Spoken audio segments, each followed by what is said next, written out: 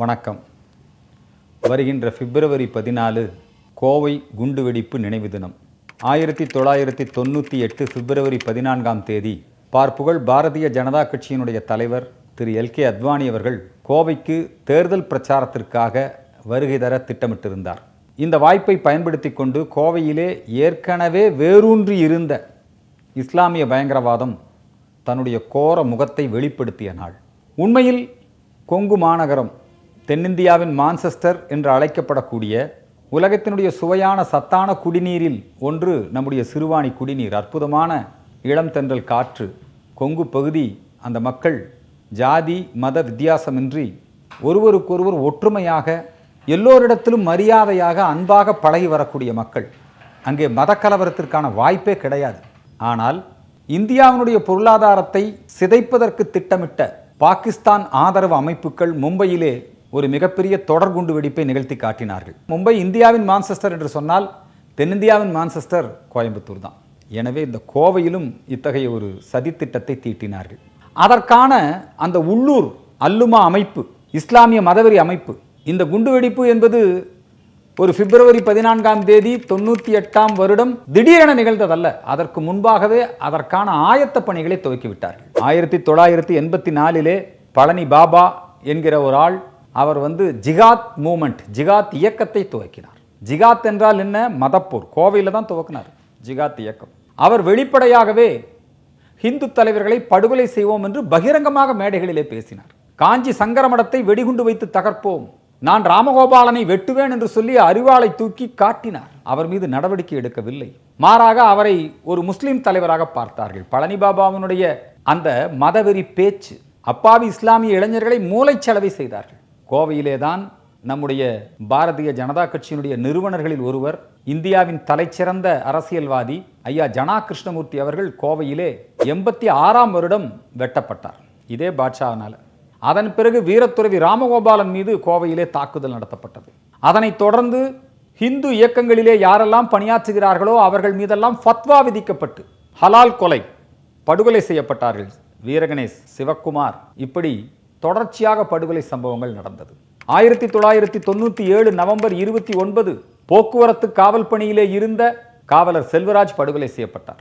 காவலர் செல்வராஜ் படுகொலைக்கு பிறகு காவல்துறையினருக்கும் அல்லுமா இயக்கத்தினருக்கும் ஒரு மிகப்பெரிய மோதல்.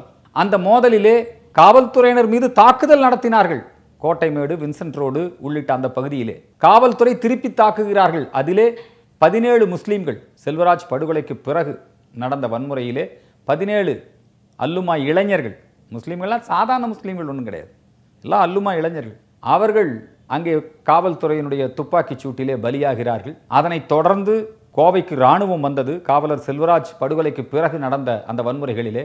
அதனைத் தொடர்ந்து 1998 பிப்ரவரி 14 அல்லுமா இயக்கம் கோவையிலே 50க்கும் மேற்பட்ட இடங்களிலே குண்டுகளை வைத்து, யுத்த காலத்திலே கூட மருத்துவமனை, பேருந்து நிலையம், ரயில் நிலையம், வணிக வளாகங்கள், இதன் மீது தாக்குதல், சிவில் பகுதிகள் மீது தாக்குதல் நடத்த மாட்டார்கள், ஆனால் எங்கள் கோவையை அழிக்க வேண்டும் என்கின்ற உள்நோக்கத்தோடு இந்த தொடர் குண்டுவெடிப்பு சம்பவம் நிகழ்த்தப்பட்டது. 21 பேருக்கும் மேற்பட்டோர் உயிரிழந்தார்கள். குண்டு வைப்புன்னா அது சாதாரண குண்டு வைப்பு அல்லங்க. டிஃபன் பாக்ஸில் வெடிகுண்டு, காரிலே வெடிகுண்டுகளை நிரப்பி கொண்டு வந்து ஆர்எஸ்புரத்திலே நிறுத்தி விட்டார்கள், மனித வெடிகுண்டுகள், இப்படி ஒரு மிகப்பெரிய குண்டுவெடிப்பு சம்பவம். கோரமான காட்சிகள், மரண ஓலம்.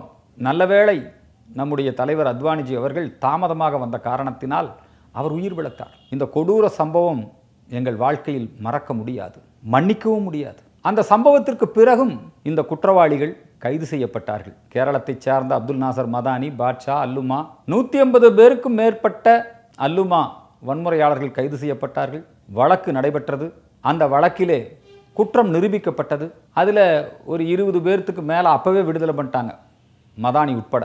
அதனைத் தொடர்ந்து ஒரு 10 ஆண்டு காலம் சிறை தண்டனை அனுபவித்த பலர் பொது மன்னிப்பின் கீழே விடுதலை செய்யப்பட்டார்கள். அதனைத் தொடர்ந்து இன்றைக்கு இஸ்லாமிய கைதிகளை விடுதலை செய்ய வேண்டும் என்று சொல்லி இஸ்லாமிய மதவெறி அமைப்புகள் அந்த கோரிக்கையை வைத்து போராடி கொண்டிருக்கிறார்கள். இந்த மண்ணிலே பயங்கரவாதம் தன்னுடைய கோர முகத்தை வெளிப்படுத்தியதற்கு இந்த குண்டுவெடிப்பு சம்பவம் ஒரு மிகப்பெரிய உதாரணம். அதோடு இந்த பயங்கரவாதத்திற்கு முற்றுப்புள்ளி வைத்திருக்க வேண்டும்.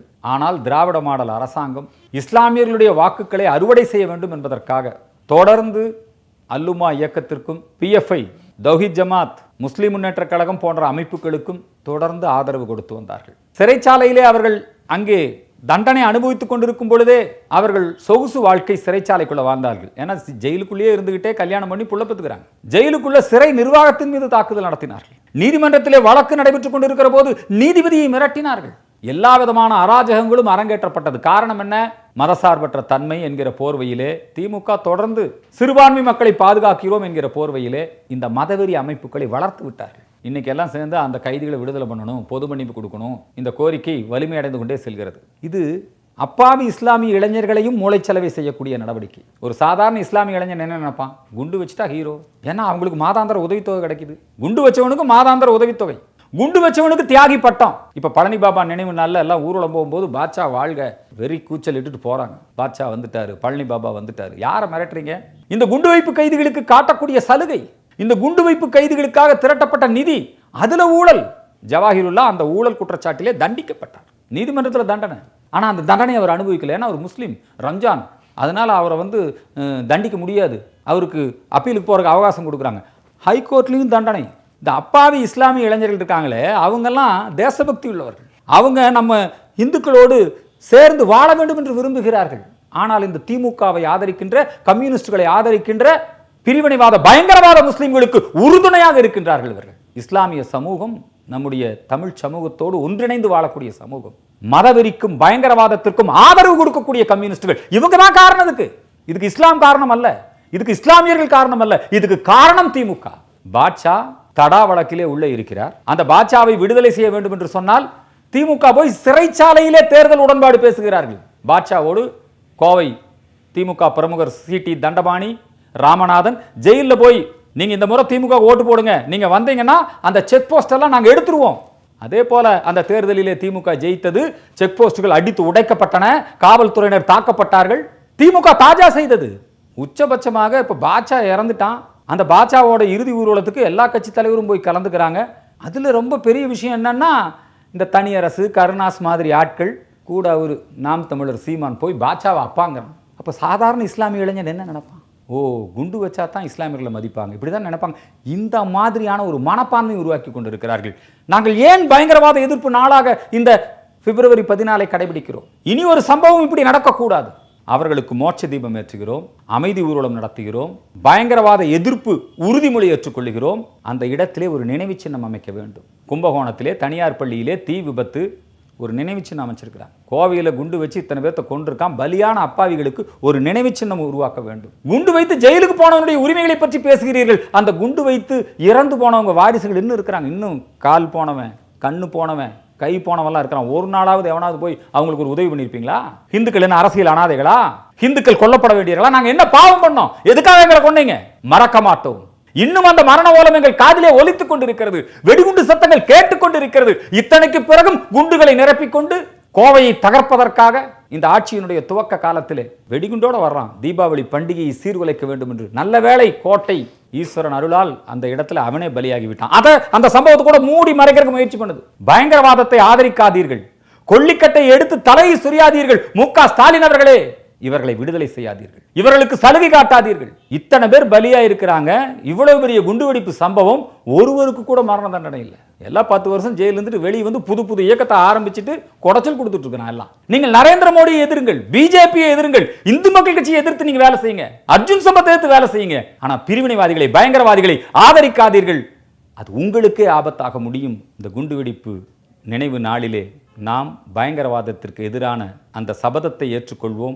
பலியான அப்பாவி உயிர்களுக்கு மோட்ச தீபம் ஏற்றி அஞ்சலி செலுத்துவோம். வெடிகுண்டு கலாச்சாரத்தை வேறறுப்போம். வீறு கொண்ட தேசியத்தை ஆதரிப்போம். நன்றி.